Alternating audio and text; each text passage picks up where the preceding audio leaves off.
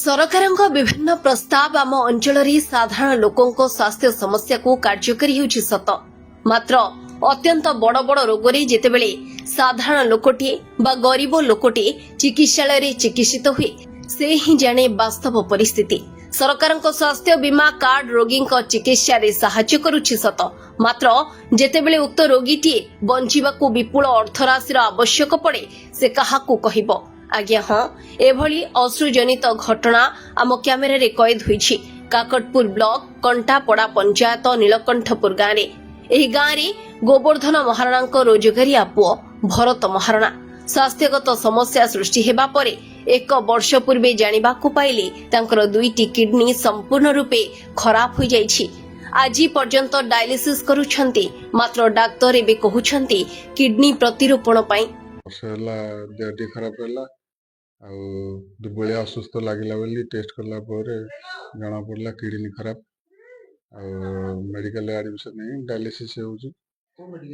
ସମ ହସ୍ପିଟାଲରେ ଆଡମିସନ ହେଇଥିଲୁ, ସେଠି ଦେଖିଲେ କିଡନୀ ଖରାପ ଆଉ ଏବେ ବର୍ଷ ହେଲା ଡାୟାଲିସିସ୍ ଚାଲିଛି ଆଉ କିଡନୀ ଟ୍ରାନ୍ସପ୍ଲାଣ୍ଟ କରିବା ପାଇଁ ଚାହୁଁଛୁ ଯେ ବୋଉ ଦେବେ କିଡନୀ ଆଉ ଏତେ ପଇସା ଆମ ପାଖରେ ନାହିଁ ଯେ କିଡନୀ ଟ୍ରାନ୍ସପ୍ଲାଣ୍ଟ କରିବା ପାଇଁ।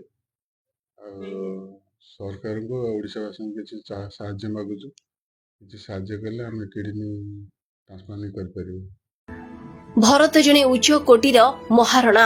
କାଠ କାମ କରି ନିଜର ପରିବାରର ଆର୍ଥିକ ଗୁଜୁରାଣ ଭରଣ ପୋଷଣ କରନ୍ତି, ମାତ୍ର ଆଜକୁ 1 ବର୍ଷ ତଳେ ହଠାତ୍ ତାଙ୍କର ସ୍ୱାସ୍ଥ୍ୟ ଅବସ୍ଥା ଖରାପ ହୋଇଥିଲା ଆଉ ନିକଟ ସ୍ୱାସ୍ଥ୍ୟ କେନ୍ଦ୍ରରେ ଚିକିତ୍ସିତ ହୋଇ ଭଲ ନ ହୋଇପାରି ଭୁବନେଶ୍ୱର ଯାଇ ସବୁ ପରୀକ୍ଷା କରିବା ପରେ ଜାଣିବାକୁ ପାଇଥିଲେ ତାଙ୍କ କିଡନୀ 2ଟି ସମ୍ପୂର୍ଣ୍ଣ ଖରାପ ହୋଇଯାଇଛି ଆଉ ଡାକ୍ତର ତାଙ୍କୁ ତତ୍କ୍ଷଣାତ୍ ଡାୟାଲିସିସ୍ କରିବାକୁ ପରାମର୍ଶ ଦେଇଥିଲେ। ଯେତେ ଯାହା ରୋଜଗାର କରିଥିଲେ ସବୁ ପଇସା ଡାୟାଲିସିସ୍ରେ ସରି ଏବେ ଅନେକ ଧାର କରଜ କରିସାରିଲେଣି ଭରତଙ୍କ ପରିବାର। ସେ ବିବାହିତ, ତାଙ୍କର ବଡ଼ ଭାଇ ବାପା ଯାହା ବି କାଠ କାମରୁ ରୋଜଗାର କରିଥିଲେ ଭରତଙ୍କ ଚିକିତ୍ସାରେ ସରିଯାଇଛି। ଏବେ ପରିବାର ସ୍ଥିତି ସମ୍ପୂର୍ଣ୍ଣ ଖରାପ ଆଉ ନିଜ ପାଖରେ କୌଣସି ଆର୍ଥିକ ରାଶି ନାହିଁ ଭରତଙ୍କ ଚିକିତ୍ସା ପାଇଁ। ପୁଅର ଦେହ ବର୍ଷ ହେଲାଣି, ଦେହ ଖରାପ, କିଡନୀ ଖରାପ ଆଉ ବର୍ଷ ହେଲାଣି ଡାୟାଲିସିସ୍ ଚାଲିଛି। ତେଣୁକରି ତାର ମା କିଡନୀ ଦେବା ପାଇଁ ପ୍ରସ୍ତାବ ଅଛି, କିଡନୀ ଦେବା ପାଇଁ ଯେ ଯେଉଁ ଖର୍ଚ୍ଚ ଲାଗୁ ହବ ଆମ ପାଖରେ ସେତେ ପଇସା ନାହିଁ, ଆମେ ଆଣିବୁ କୋଉଠୁ? ଆଉ ତେଣୁକରି ସରକାରଙ୍କ ତରଫରୁ କିଛି ସାହାଯ୍ୟ ଯଦି ଆମକୁ ମିଳନ୍ତା ଟିକେ କିଡନୀ ଟ୍ରାନ୍ସଫର କରିପାରନ୍ତୁ।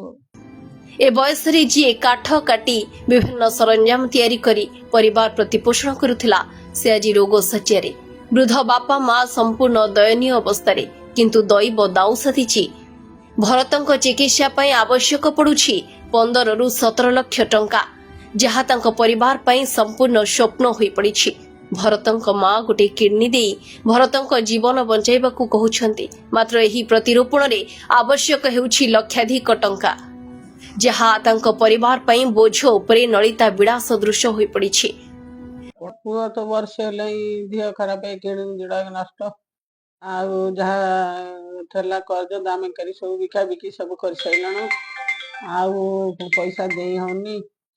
ଆଉ ପୁଅର କିଡନୀ ମୁଁ ଦବା ପାଇଁ ରାଜି, ଆଉ କିଛି ସାହାଯ୍ୟ ଗାଁରୁ ଆସିକି ସରକାରକୁ ମାଗୁଛୁ ଆଉ ବହୁତ ଦୁଃଖରେ ଅଛୁ। ଆଉ କଣ କରିବୁ, ମାଗୁଛୁ ଟିକେ ଆଉ ଆପତ୍ତି କରିକି କଣ କରିବୁ। 16-17 ହଜାର ଟଙ୍କା ଖର୍ଚ୍ଚ, 1 ଲକ୍ଷ ହବ। ଏବେ କେତେ ଟଙ୍କା ଧାର କରୁଛ ସବୁ ହେଲାଣି?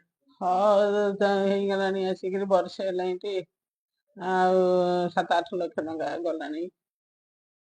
ଯୋଉ ଭଳିଆ ଅବସ୍ଥାରେ ଚଳୁଛୁ ସେ ଜାଣୁଥିବ, ଗୋଟା କିଛି ପାଇଁ ଜାଣିବା ପାଇଲୁ ବର୍ଷ ତଳେ ଯେ ଟେଷ୍ଟ କଲେ ତାଙ୍କର କିଡନୀ 2ଟି ଖରାପ ହେଇଯାଇଛି। ଡକ୍ଟର କହିଲେ ଡାୟାଲିସିସ୍ କରିବାକୁ ପଡ଼ିବ। ପ୍ରାୟ ଆଜିକୁ ବର୍ଷେ ହେଇଗଲା ଡାୟାଲିସିସ୍ ଚାଲିଛି। ଡାୟାଲିସିସ୍ ଚାଲିବା ଡକ୍ଟର ବର୍ତ୍ତମାନ କହୁଛନ୍ତି ଟ୍ରାନ୍ସପ୍ଲାଣ୍ଟ କଲେ ସୁସ୍ଥ ହୋଇଯିବେ।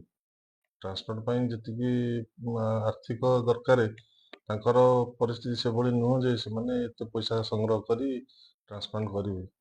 ତେଣୁ ଆମେ ଟିକେ ସରକାରଙ୍କୁ ଏବଂ ଓଡ଼ିଶାବାସୀଙ୍କୁ ଅନୁରୋଧ କରୁଛୁ, କିଛି ପଇସା ସାହାଯ୍ୟ କଲେ ରୋଗୀଟି ସୁସ୍ଥ ହେଇପାରନ୍ତା। ଆର୍ଥପୁର ସେ କାଠ କାମ କରିକିରି ସେମାନେ ଗୁଜୁରାଣ ମେଣ୍ଟାନ୍ତି।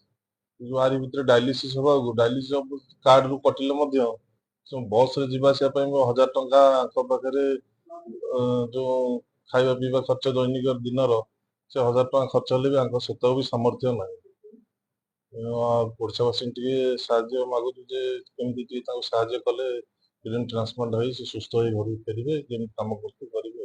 ସେଥିପାଇଁ ତାଙ୍କ ପରିବାର ତରଫରୁ ସରକାରଙ୍କୁ ପ୍ରାର୍ଥନା କରାଯାଇଛି କିଛି ଆର୍ଥିକ ସହାୟତା ପାଇଁ। ଆଉ ଅନ୍ୟ ଯେକୌଣସି ବଦାନ୍ୟ ବ୍ୟକ୍ତି ଚାହିଁବେ ଭରତଙ୍କ କିଡନୀ ପ୍ରତିରୋପଣ ପାଇଁ ତାଙ୍କୁ ସାହାଯ୍ୟ ମଧ୍ୟ କରିପାରିବେ। ଏ ଘଟଣାରେ ଆମେ କାକଟପୁର ତହସିଲଦାରଙ୍କ ମତାମତ ନେଇଥିଲୁ। ଆଉ ସେ କହିଛନ୍ତି ସରକାରଙ୍କ ଯାହା ଅନ୍ୟ ସହଯୋଗ ଥିବ ସେଥିପାଇଁ ଆମେ ଚେଷ୍ଟା କରିବୁ ସେ ସହାୟତା ଯୋଗାଇ ଦେବା ପାଇଁ। ଭରତ ମହାରଣା ଆମର ନୀଳକଣ୍ଠପୁର ଭିଲେଜର ସନ୍ ଅଫ୍ ଗୋବର୍ଦ୍ଧନ ମହାରଣା। ସେ ତାଙ୍କର କିଡନୀ ରୋଗରେ ପୀଡ଼ିତ ଆଉ ତାଙ୍କ ମାଆ ବି ଦେବାକୁ ଯାଉଛନ୍ତି, ବଟ୍ ତାଙ୍କର ଆର୍ଥିକ ଅବସ୍ଥା ଭଲ ନାହିଁ। ମୁଁ ପ୍ରପର ଏନକ୍ୱାରି କରିବି ଆଉ ଯଥାଶୀଘ୍ର ଆମେ ଏଇ ରିପୋର୍ଟଟା କଲେକ୍ଟରଙ୍କ ପାଖକୁ ପଠାଇବୁ। ଆଉ CMRFରୁ ଯାହା ବି ସୁବିଧା କରିହେବ ଆଉ ଯେତେ ଅଧିକା ତାଙ୍କୁ ସୁବିଧାରେ ଦେଇହେବ ସେଇଟା ପର୍ସନାଲି ମୁଁ ବି ସାର୍ଙ୍କ ସାଙ୍ଗରେ କଥା ହେଇକି ଏଇଟା ଆମେ ତାଙ୍କୁ ଦେବାକୁ ବ୍ୟବସ୍ଥା କରିବୁ। କାକଟପୁରରୁ ଆର୍ଯ୍ୟ ବିଶ୍ୱାଳଙ୍କ ରିପୋର୍ଟ, ରିପୋର୍ଟର୍ସ ଟୁଡେ।